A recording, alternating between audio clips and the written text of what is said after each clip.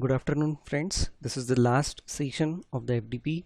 I welcome you all for this last session of 5-day advanced research methodology. I'm Rahul Mohare, Assistant Professor from Department of Management Technology, Shri Ramdev College of Engineering and Management. Just now what we have learned is interpretive structural modeling. Now we will be considering a case study which was developed by Anjali Saxena and Nitin Sethi from IIFT, Indian Institute of Foreign Trade. They have published a paper. You can find that paper in ResearchGate, as well as you can find the same thing into in FlipNet also, or Shodhganga also. So we have taken their case study for a better explanation of this interpretive structural modeling. They have done their work into robust and secure supply chain enablers. The authors, the aim of author is to develop a relationship among the identified enablers of robust and secure supply chain, RSSC. We will be using RSSC now onwards for robust and secure supply chain enabler. So what they have done, they have used ISM to classify these enablers upon their driving and dependence power, and they try to understand the importance and relationship of this robust and secure supply chain enablers, and they have used the ISM modeling for this purpose. Now, how they have used this ISM modeling? They have used this ISM modeling for establishing and analyzing relationship among these enablers. These enablers means the enablers that they have identified after going through the factor analysis using interpretive structural modeling.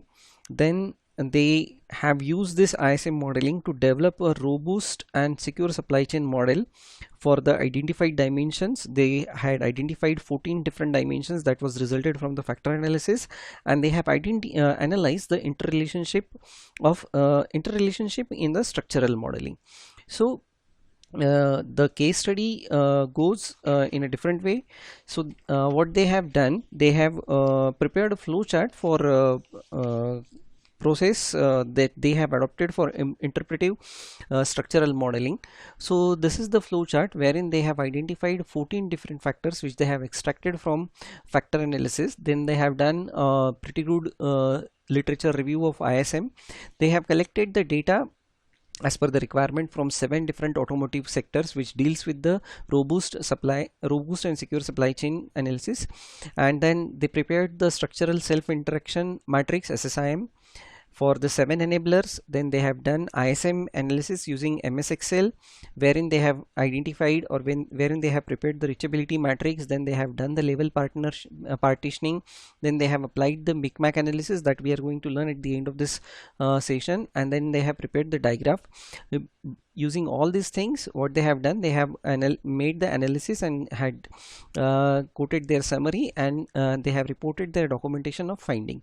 So this is the approach they have adopted into their work or into their research area. So let us see what they have done. So the 14 factors that they have used for study is being listed over here. That supply chain risk factors they have considered, and this supply chain risk factors, what they have considered is supply risk, demand risk, catastrophic risk, geopolitical risk, customer attrition risk, socio-economic risk as a supply chain risk factor. Then the second set of supply chain security factors are procedural security, personal security, and training security. And finally, the supply chain risk and security factor, so manufacturing risk and security, information risk and security, distribution risk and security, theft and shrinkage risk and security, and finally multi-tier coordination risk. So in all, these 14 factors were reported or were obtained by performing the factor analysis. The data was taken from 7 different automotive sector, and they have used ISM modeling to develop that which factor contributes for which factor, or which factor is achieved by the virtue of which factor, or which factor leads to which another variable. So they have studied this thing by using the ISM modeling. So how they have gone for the ISM modeling, So this is the structural self interaction matrix. So we'll go to that, but what they have done into ISM, so at the first they had identified the variables and elements. In this case we call it as an enablers, as per their own research work, which is related to the problem or issue. Then they establish a contextual relationship among the variables. In this case, lead to type of relationship will be established. Then in next step, what they have done, uh, they have developed a structural self interaction matrix of the variables, which indicates the pairwise relationship between the variables of the system. The next step that they have used is development of a reachability matrix from the SSIM and checking the matrix for transitivity, then partitioning the reachability matrix into different levels or a level partitioning, then drawing the node digraph and formulation of ISM graph, then performing the Micmac analysis, and then final thing was modification of the model, if any, means as they might have required.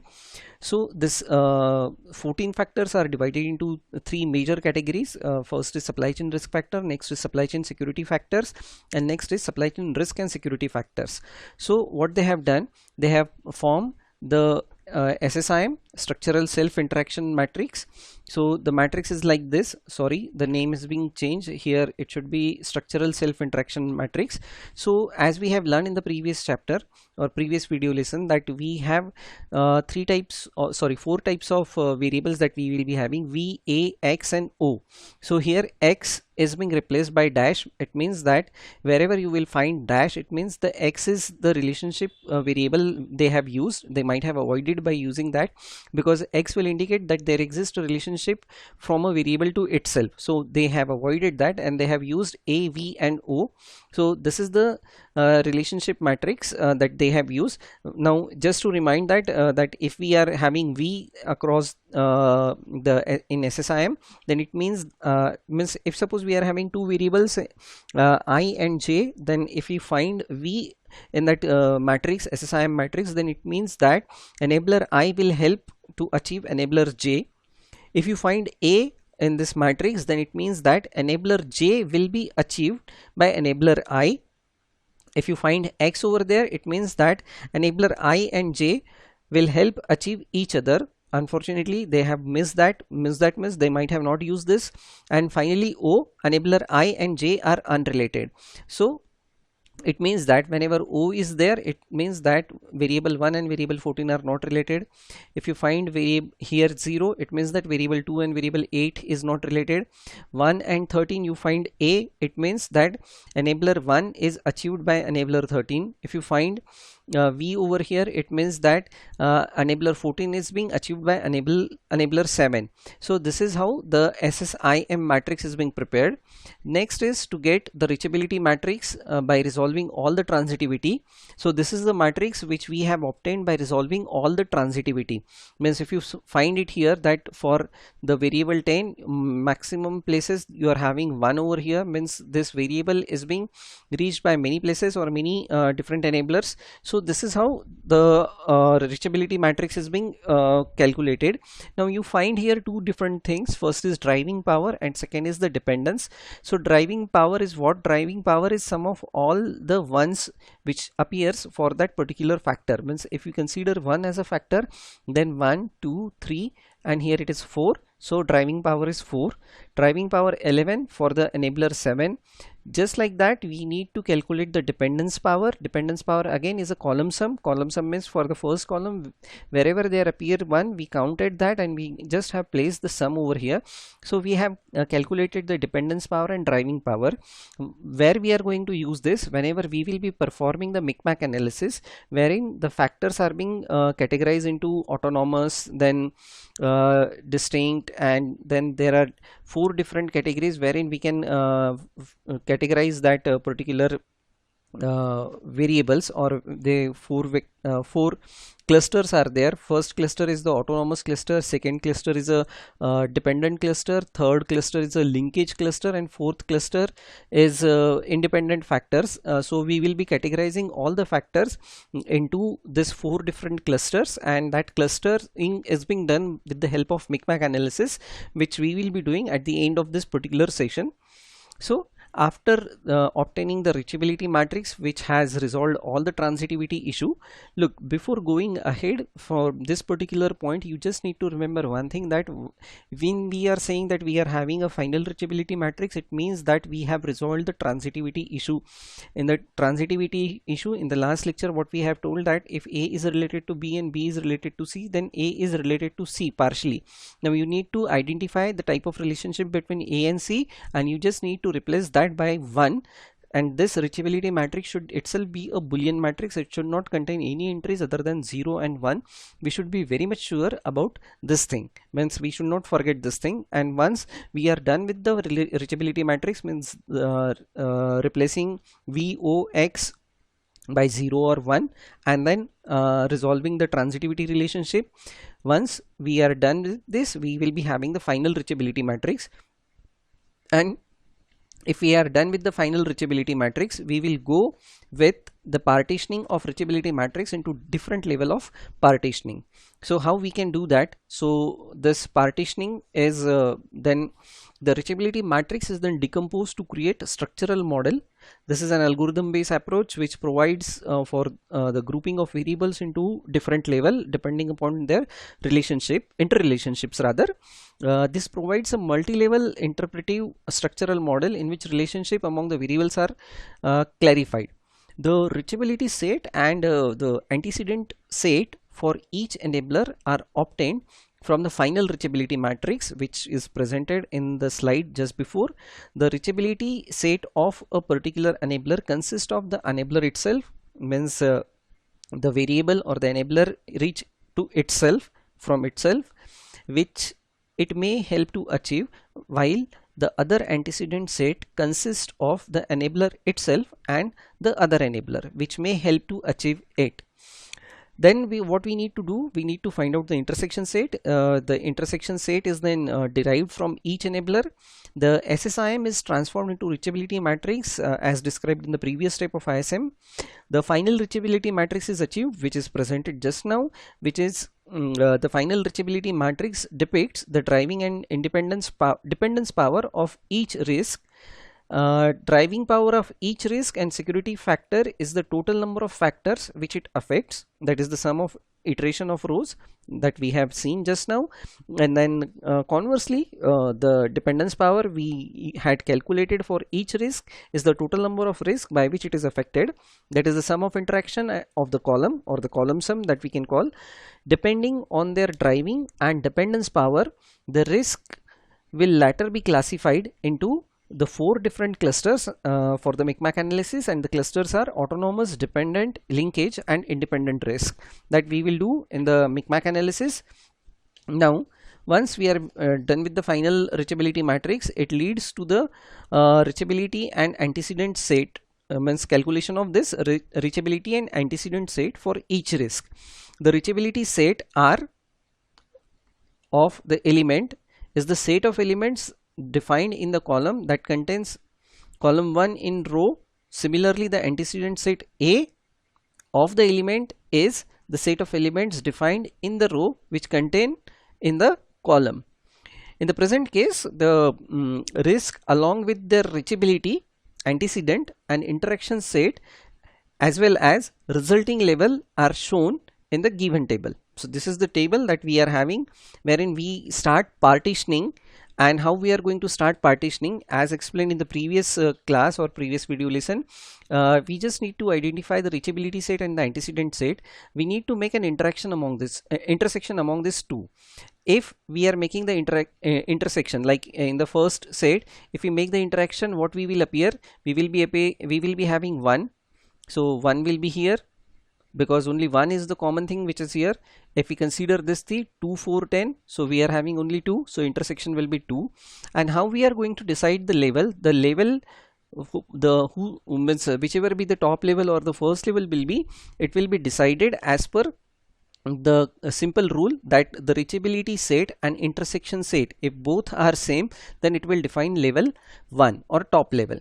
So here the enabler 10 is the one which sits on the level number 1, because if we make an intersection of reachability and antecedent set, we are getting the intersection as 10 only. Since intersection set and reachability set are same, it defines it as level 1.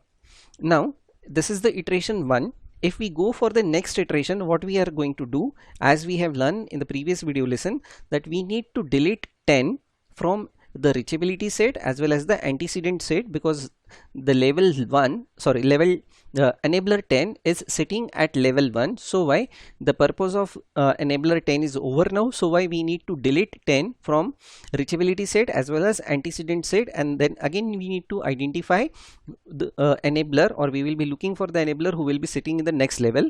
So deleting 10 from everywhere, so we have deleted 10 from the reachability set as well as antecedent set. Again we have done the intersection, the one wherein we found that reachability set is equals to intersection set, it will go to the level 2. So here the enabler 4 is sitting at level 2, and in the next iteration what we will be doing, we will be deleting 4, and again we will perform an iteration for the third level. So if we perform iteration for third level, what we found that enabler 2 and 3 are combinedly sitting at level 3. Means if we perform the intersection of these two reachability set and antecedent set, so 2 is the intersection for enabler 3. If we perform the intersection of reachability and antecedent set, so we found here intersection as 3. Since the reachability and intersection sets are same, so why these two enablers are sitting at level 3. In the next iteration we will be deleting 2 and 3 both to perform the next iteration to find which enabler will be sitting at the level 4. So after deleting 3 and 4, we found that the enabler 1 will be sitting at level 4. Next, in the next iteration 1 will be deleted and the next level will be found. If you see here that enabler 5, 6 and 8, they both are sitting at level 5 just because the reachability set and the intersection set are same. In the next case, what we will be doing, we will be deleting this 5, 6 and 8 to perform the next iteration for level 6. So if we perform it for level 6, we find that enabler 13 will be sitting at level 6. So for each iteration, this matrix or this table will get shrink, and for every time we will have to apply the same technique, that have the reachability set, have the antecedent set, and then perform the intersection and then get the level. So how we have done this reachability set and antecedent set, the logic is being explained in the previous video lesson itself, that if the row values are there, then it will be into the reachability set. For the same variable, column values are there, then you can put it into the antecedent set. This was the simple logic as we have learned in the last lecture. So for the 7th level, we are having 12 and 14 as an enabler which are sitting into the 7th level. For 9th level, we are having for the 8th level, we are having 9th enabler which will be residing in the 8th level. The 10th and the 9th and the 10th partitioning level, we are having 11th enabler into 9th level and 7th enabler into the 10th level. So this is how the partitioning is being done. So what we have done, or what we have started with, we have identified the 14 enablers from literature review and from the factor analysis. These 14 enablers are categorized into 3 different categories. The 3 categories that we have identified were supply chain risk factors, then supply chain security factors, then supply chain risk and security factors. Each factors were considered, and then we formed the SSI, the adjacent matrix or structural self interaction matrix. Then we have found the reachability matrix. The final reachability matrix was the matrix which we found by resolving the transitivity of the relationship, and then we obtain the driving power as well as the dependence power. How we are going to obtain the driving power? Driving power is the the row sum, means for every row we are or for every enabler we are getting the sum of all the enablers. Now what exactly that driving power indicate? That driving power indicate that these are the enabler which helps to achieve the enabler 1. And if we are going to consider the column sum, it will give you the dependence power, means if we are going to have the enabler 1, then on which variables it is going to depend. So this is how we are going to get the driving power as well as the dependence power. Then we have come for the level partitioning. So we have done with the level partitioning, and for this example, for 14 enablers we have got 10 different level. As per the ISM modeling, once the partitioning is done, we need to plot a node diagram. So this node diagram means all iteration are done, and this is the summary of all iteration. Now instead of the enabler 1 2 3 4, what we have done, we have replaced it by their factor name. So supply risk is there, demand risk is there, manufacturing risk and security is there, distribution risk and security is there, socio-economic risk is there, geographical risk is there, information risk and security is there, then catastrophic risk is there, theft and shrinkage risk and security is there, customer attrition is there, multi-tier coordination risk and security is there, procedural security is there, training security is there, personal security is there. So for each factor, these are the reachability set, and these are the antecedent set, and these are the intersection set. And with respect to this, we have got the level. So it means that level 1 is customer iteration, means all thing goes with the customer iteration, means everything is in particular this RSSC, means robust supply and what robust secure supply chain. Everything goes with the customer iteration, and then which is followed by distribution risk and security. So if we see the level number 10, so from where it is starting from information risk and security, means the emphasis should be laid more on the information risk and security. So how we are going to plot it? So now the ISM diagram means based on the relationship given above, the one which we have found in the above slide, in the reachability matrix, a directed graph is drawn and the transitive links are removed, means the diagram will be drawn and the transitive relationship will be removed. Transitive relationship means if A is related to B and B is related to C, then A is related to C, but we will not be drawing the diagram from, or we will not be drawing the arrow from A to C. So this is how the resolution is being done. Then the top level enabler in the ISM hierarchy is the enabler for which the reachability set and intersection are the same, that we have learned. Then the top level enabler is that which will not help to achieve any other enabler above their own level. It means that if customer iteration rate is there, then customer iteration rate is not going to affect on any other variable, that is the topmost variable in the complete hierarchy, and that is not going to have effect on the any other variable other than that. So it becomes in this way. So we have drawn the node diagram, means now look, the iteration number 7 is at level 10. So just to look at here, so level 10, this is iteration number level 10, the lowest level. Now the enabler 7, that is information risk and security. Level 1 means the topmost level is the customer iteration. So this is the diagram. So at level 10, that is 7 information risk and security, and level 1, the 10th enabler, that is the customer iteration rate. So this is how the node diagram is being drawn. At first, if you are confident enough that you won't require this node diagram, you can directly draw the graph itself, you can directly jump to that, but this will be a better way to represent, because here you can say that the customer iteration risk, this is the enabler 10, is at the top level enabler, and hence it has been assigned the top position in the ISM hierarchy. At level 2, this is the level 2, enabler 4 is partitioned, level 2 and 3 are partitioned into the level 3. If you remember this, that this two enablers was there into the level 3, demand risk and manufacturing risk and security. So this is being planned. So this is how the node diagram is being constructed first, and then we are going to replace this node diagram with the actual parameter values or the actual factor name. So these are the actual factor name, and we will be replacing this node diagram with the actual factor name. So this is how it appears that customer iteration risk is at top level, means somebody should must focus on this. But where it starts with the information risk and security. So this is how the things are working in the ISM model.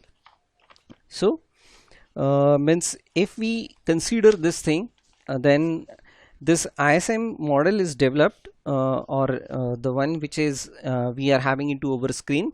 It depicts that information risk and security factor 7 is a very significant factor for analysis of supply chain risk and security management, and for customer attrition, which is at the top level, it as it comes from the base of the ISM hierarchy, customer iteration risk and thereafter distribution risk security are the factors on which effectiveness of supply chain risk and security management depends. So these factors have appeared at the top level hierarchy. Information means that is the level 1. Information risk and security, which is enabler 7, is at the base level, and that leads to multi-tier coordination risk and security, which is enabler 11, which is at level 9. This results in theft or shrinkage risk and security, which is enabler 9, which is residing at level 8. Then improper security of information and data enhances risk to multi-tier coordination and theft. So these are some base issues which are more critical and need to be addressed. This is how we can analyze the things. Then situation will become worst when this unattended factors leads to procedural security and personal security placed at level 7. However, due to the theft or shrinkage risk and security, procedural security and personal security becomes more questionable. So we should must pay attention to this, and if the theft issue will be treated properly, then personals and procedures of an organization will be more secure. These factors call for requirement of training. Training security is placed at level 6, and being at central level, it's a major factor as well. Training is utmost part of an organization, especially when it comes to the supply chain risk and security. Organization should must focus on training of employee at personal security, and they should also follow strict instructions for procedure security. Otherwise it would affect the performance of supply chain at the time of geopolitical risk, catastrophic risk and socio-economic risk too, which have got their places at level 5. Since catastrophic risk is a natural phenomenon, so the organization should be trained for such unfavorable situation. We can take lesson from Japanese organizations for the same, that how fast they have recovered from their natural disaster and restart their operations very quickly. Similarly, for geopolitical risk and socio-economic risk, organizations should be well prepared. This all can be achieved with the efficient training security program. Management should encourage it and actively organize training programs on security. Supply risk, the enabler number 1, which has been placed at level 4, propagates through factor 6, 8 and 5, and if there are proactive measures have been considered and people have strongly trained for risky situation like geopolitical risk, socio-economic risk and catastrophic risk, then supply in and across the supply chain will not be hinder, and that can be removed from the hierarchy. Further, a good strategic planning for supply risk should be done to cope up with demand risk and manufacturing risk and security, which are at level 3. So this is how we can interpret the things from this diagram. Then we need to perform a Micmac analysis to place all these diagraph and to place all these factors into 4 different categories as we have discussed. So what exactly the Micmac analysis is going to do? The objective of Micmac analysis is to analyze the driving power and dependence of the variable. It is also known as the driving and dependence diagram. The purpose of Micmac analysis is to analyze the driving power and dependence power of factor. Micmac principle is based on multiplication properties of matrices. It is done to identify the key factors that drives the system in various categories, which are based on their driving power and dependence power. The factors which are classified into four categories. They are autonomous factor, linkage factor, dependent and independent factor. So what autonomous factors are? The autonomous factors are the factors, they are having weak drive power and weak dependence power. They are electrically disconnected from the system, with which they have very few links which may be very strong. Then the linkage factors, these factors have strong drive power as well as strong dependence power.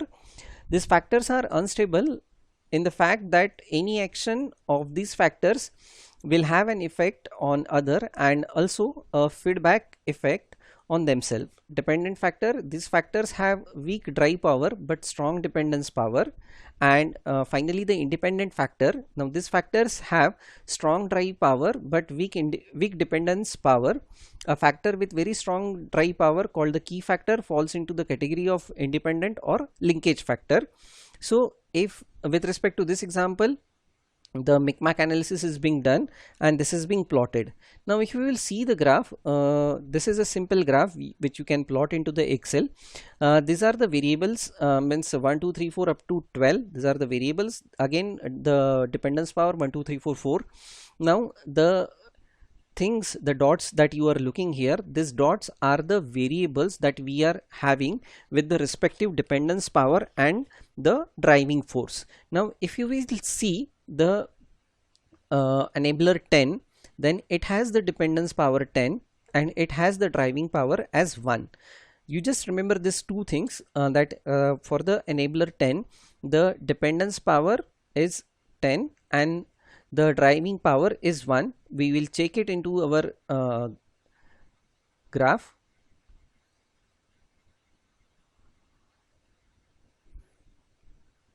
So enabler 10, so driving power is 1 and dependence power is 10.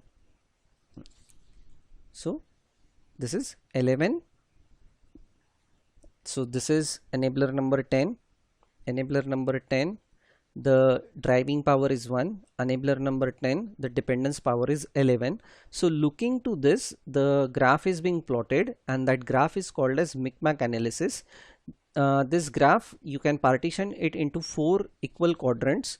Means if 14 participants or 14 factors are there, then you can draw a vertical line parallel to y-axis in mid-bit or in between of the graph, and a horizontal line in between of the x-axis, parallel to x-axis, which is the midline from the driving power, and we can categorize this thing. So these are the 4 quadrants, and you can see that the enablers are falling in the respective quadrants. If it is falling into the autonomous quadrant, this first is the autonomous quadrant. So factor number 8 or enabler number 8 is the one which is the autonomous factor.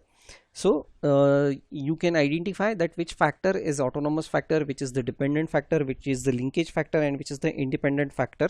Usually these two things, first is linkage and second is the dependent factor. This is autonomous and this is the linkage this is the independent quadrant. So you may have that these 2 quadrants may not have much factors. You will be finding out that major factors lies into these 2, dependent as well as the linkage quadrants.